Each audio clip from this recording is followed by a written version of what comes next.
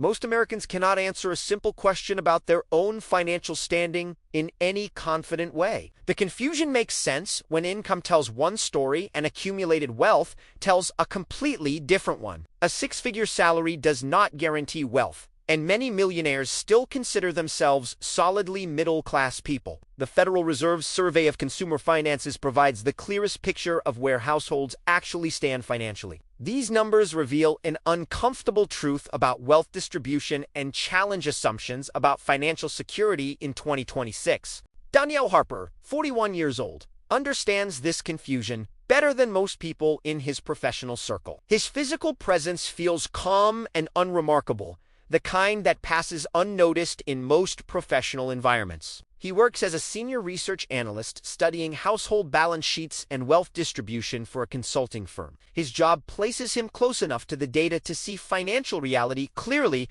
but far from experiencing wealth personally. Daniel lives with his wife in a simple but well-maintained townhouse in a medium-cost suburb outside a major metro. The neighborhood signals stability rather than ambition, with good schools, predictable routines, and financially similar-looking neighbors with different realities. The house carries a long-term mortgage with many years of payments still ahead, quietly defining their financial foundation. His monthly gross salary sits around $8,300, leaving approximately $5,900 after taxes, health insurance, and retirement contributions flow out. On paper, his income positions him comfortably above the national average for American households in his age group. In practice, monthly expenses consume almost everything in a silent and systematic way that feels nearly invisible. The mortgage takes roughly $2,100. Utilities and internet add about $420. Health costs run near $360. And groceries hover around $750. Transportation, insurance, and routine discretionary spending fill the remaining space, leaving between $300 and $450 most months before unexpected costs appear. His net worth places him technically within the broad upper-middle class range, largely from home equity and accumulated retirement accounts. Yet his immediate financial flexibility feels fragile despite the numbers showing solid income and growing asset values over time. He understands both professionally and personally how strong income can coexist with limited financial freedom in everyday American life. The money does not disappear through recklessness, but also never accumulates fast enough to create any real sense of progress. Every payday arrives with a brief feeling of order, followed quickly by the familiar mental exercise of recalculating obligations and margins. His financial behavior stays disciplined, consistent, and cautious, shaped more by long-term planning than by any indulgent spending patterns. Still, structural realities limit him in ways he measures daily through the research data crossing his desk at work. The central tension in Daniel's life mirrors exactly the question he studies in his professional role every single day. Despite doing everything right, according to conventional financial advice, he remains uncertain where he actually fits within the hierarchy. His job requires categorizing wealth with clarity for others, while his personal experience exposes how blurred those categories feel from inside. You might recognize this feeling if your income suggests success, but your net worth reminds you how far wealth remains. Daniel's relationship with money is contained and analytical, but never truly distant from the emotional weight it carries daily. He does not feel poor, but he also never feels rich, existing permanently in the undefined space between those two states. His spending follows patterns established years ago, built on consistency rather than spontaneity or any kind of financial boldness. The mortgage payment processes automatically on the first of each month, a non-negotiable anchor that shapes everything else around it. Groceries stay within a predictable range through careful shopping, though inflation has pushed that range steadily upward since 2022. he contributes 6% of his salary to his 401k, enough to capture the full employer match, but not enough to feel transformative. The retirement account balance grows slowly and steadily, currently sitting somewhere around $215,000 after 15 years of consistent contributions and market gains. His home equity represents the largest single component of his net worth, estimated at roughly $140,000 after subtracting the remaining mortgage balance. Together with savings accounts holding approximately $28,000, his total net worth lands near $383,000, placing him within the upper middle class category by definition. Yet that number feels abstract and disconnected from his daily financial reality, which revolves entirely around monthly cash flow management. Emergency funds exist, but feel perpetually inadequate, rebuilt after each unexpected expense only to be depleted again by the next one. A car repair cost $1,850 last spring.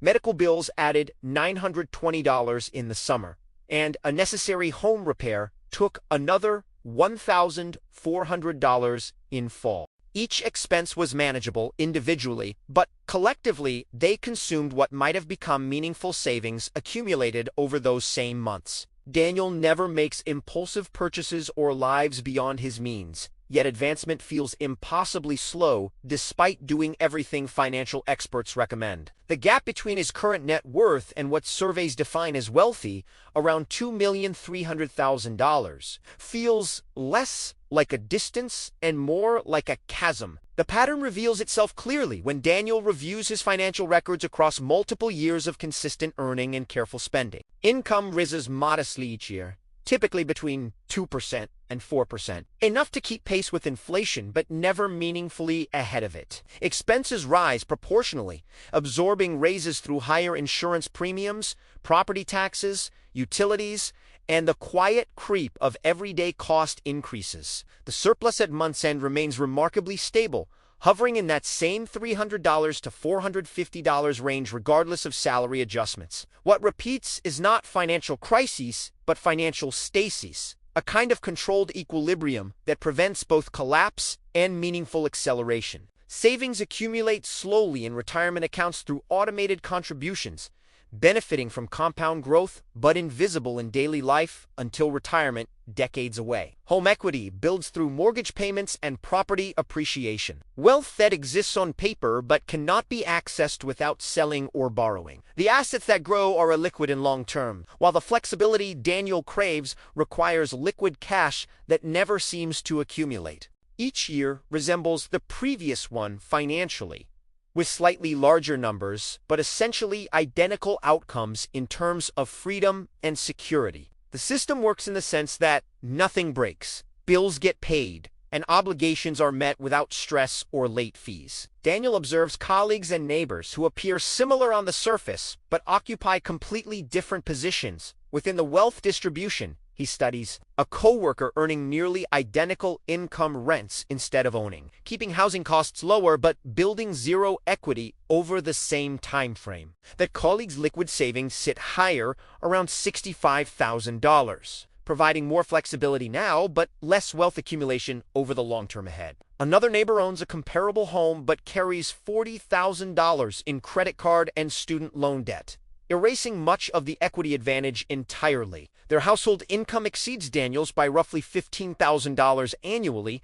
yet their net worth sits below $180,000 because of debt and spending patterns. A former classmate who entered tech rather than finance accumulated stock options and equity compensation that pushed net worth past $1,200,000 by age 40. That path required different risks, different geography, and different timing. But the outcome gap feels vast when measured in decades of accumulated wealth. Daniel's brother, 5 years younger, chose teaching and carries student debt, but also carries a pension that guarantees income security Daniel will never have. The Federal Reserve data Daniel analyzes daily confirms these variations exist across millions of households with superficially similar financial profiles and circumstances. Income alone predicts almost nothing about wealth accumulation without accounting for debt, housing decisions, career trajectory, timing, and behavioral consistency over many years. The shift in Daniel's awareness does not arrive through crisis or sudden revelation, but through accumulated exposure to data over years. He begins recognizing that his position,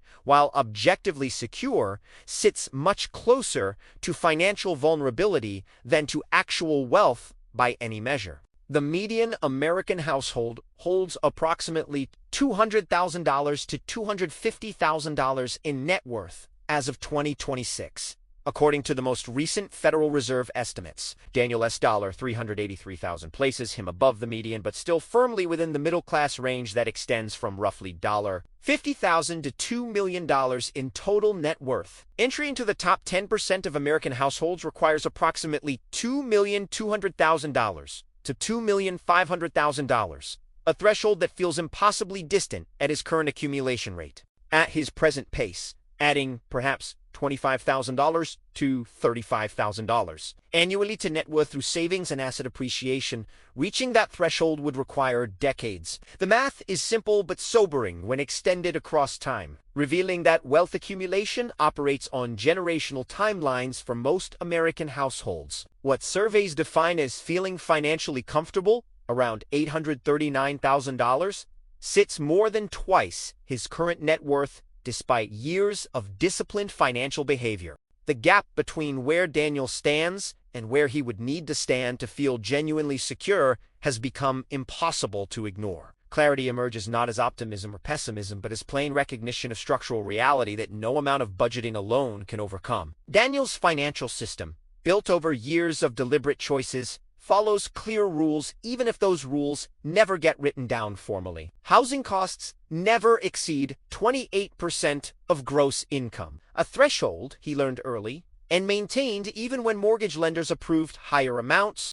Retirement contributions happen automatically before he sees the money, removing the monthly decision and ensuring consistency regardless of other financial pressures. Emergency savings target 6 months of expenses, currently underfunded at roughly 3 months, but treated as the next priority after mortgage and retirement. Debt beyond the mortgage is avoided entirely, a rule that has protected him from the interest payments consuming thousands of other households. Major purchases require a waiting period of at least 30 days, a system designed to separate genuine needs from temporary impulses. Expense tracking happens monthly through spreadsheets that categorize spending and compare it against previous months to identify drift or unexpected increases. Investment allocation stays conservative, roughly 70% stocks and 30% bonds in retirement accounts, rebalanced annually to maintain the target ratio consistently. The system works as designed, preventing financial mistakes and ensuring steady progress, but it cannot accelerate wealth accumulation beyond what income allows. What's missing is not discipline or knowledge, but the scale of capital required to generate meaningful returns that compound into true wealth. Looking 1 year ahead, Daniel projects his net worth will reach approximately $410,000. Assuming no major disruptions and continued market stability, that increase of roughly $27,000 comes from mortgage principal reduction, retirement contributions with employer match, and modest appreciation in home and investment values. His income might increase by 3%, adding perhaps $200 monthly after taxes, though rising insurance and property tax costs will absorb most of that gain. The financial picture 1 year from now looks nearly identical to today. Slightly larger numbers, but fundamentally the same structure and constraints. Looking 5 years ahead, the projection extends to approximately $520,000 in net worth, assuming consistent employment and average market returns near 7% annually. That figure places him solidly in the upper middle class range, but still far below the $839,000. Threshold surveys identify as feeling financially comfortable. Reaching the top 10% threshold of $2,400,000 would require roughly 25 more years at his current accumulation rate, putting him near retirement age. The timeline reveals an uncomfortable truth that wealth building operates on decades, not years. For households dependent primarily on earned income and disciplined saving, Daniel can define wealth with precision through the data he analyzes every day, but he never really feels it in his own life. The question most Americans cannot answer about their financial standing becomes clear when net worth reveals the distance between income and actual wealth. You understand where you stand only when the numbers confirm what living between comfort and confidence has always quietly felt like.